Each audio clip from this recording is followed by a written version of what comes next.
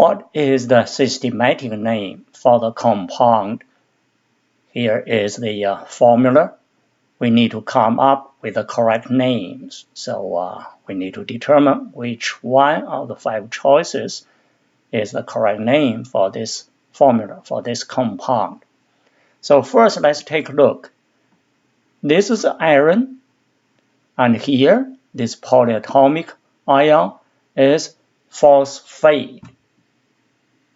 So PO4, 3 minus, that name is phosphate. Let's look at the choices. Whenever we see phosphate, that could be the correct choice, all right? So C, we see phosphate, and B is phosphite. What is phosphite? Phosphite is actually PO3,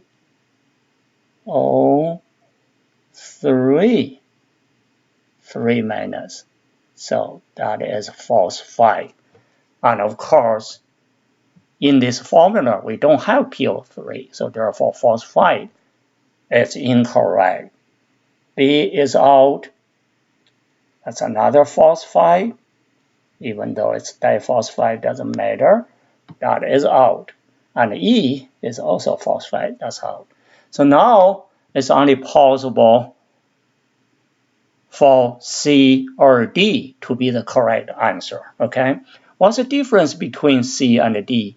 So in C, you see iron, then parentheses, 3. That means that's iron 3 plus. So that means Fe3 plus.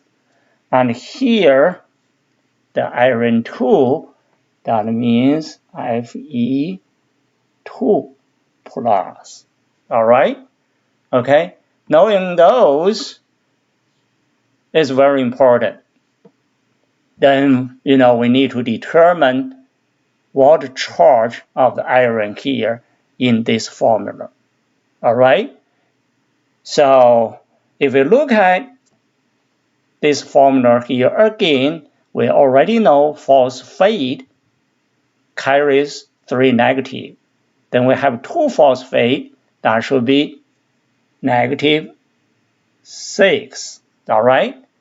And now for iron, we don't know the charges, but we can assume the charge is a question mark. I just do that. Then, how many of this ion, whether it's iron 3 or iron 2, there are 3 of them. So therefore, what times 3 equals positive 6? Because this entire compound, this entire formula should carry a charge of 0, all right? So the ion part is negative 6, the cation part has to be positive 6. So therefore this question mark has to be 2, all right? So therefore that's 2 times 3, that gives us a positive 6.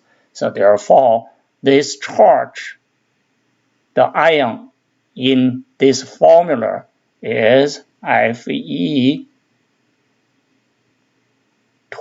plus. It's not Fe3 plus. Okay? With all those analyses, we already know which one is the correct answer. It has to be D. All right? But let's just review a little bit more of the related material so that not only you can solve this problem, but you can solve many other similar problems like this one. Okay, so we already know iron is a transition metal. All right, in the periodic table, remember the B blocks, they are transition metals.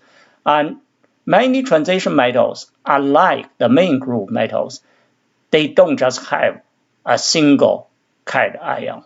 So they have multiple. In other words, they have several oxidation states or several, at least more than one different charges. Just like iron, it can be iron 2 plus or iron 3 plus. All right? So let me give you a few examples. You see copper. copper 1 plus, copper 2 plus, then the systematic name, when you write the name for a formula, you have to indicate the charge of the transition metals cation. So if it's a 1 plus, you say copper 1 in parentheses. If it's 2 plus, you put a 2. Okay, and of course there are also common names for each one of these. So it's not directly related to this question, but they are also very useful. Okay, here's iron 2 plus.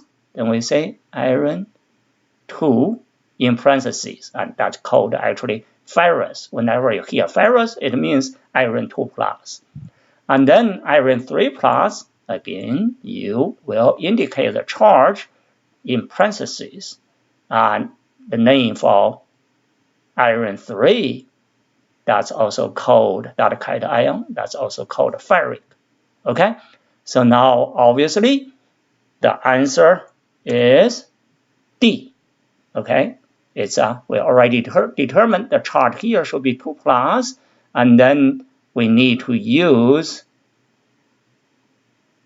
the 2 inside of parentheses to indicate the charge. Iron 2 phosphate. That's the correct answer. If you like this video and my other videos, please subscribe to my channel so that more people can benefit from them. Thank you.